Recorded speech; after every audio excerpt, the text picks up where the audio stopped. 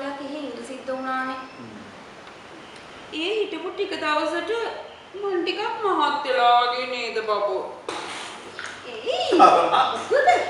තාලමත් නෙමෙයි. ඔයා හොඳටම මහත් වෙලා. ඔයා ගියා බැලුවා මේක හොඳටම පේනවා.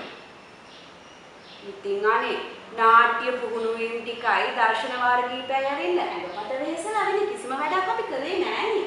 ඒ විතරද? මාස්, හැම්බේකර්, චීස්, බටර්. තව ඉතින් ඇඟපත ආරන කෑම જાති ඕනතරම් ලැබෙන්නේ ඇතිනේ. ඒ ගැන නම් ඉතින් කියලා වැඩක් නෑ. කෑවෙක නම් කෑවන්නේ ඉස්මෘත්තාවේ හැදෙනකම්. ඉතින් ළමයෝ එතකොට ඉතින් මේ මාස දෙකක් වගේ කාලයකින් ඇඟපත ආරන එක අහන්න දෙයක්ද?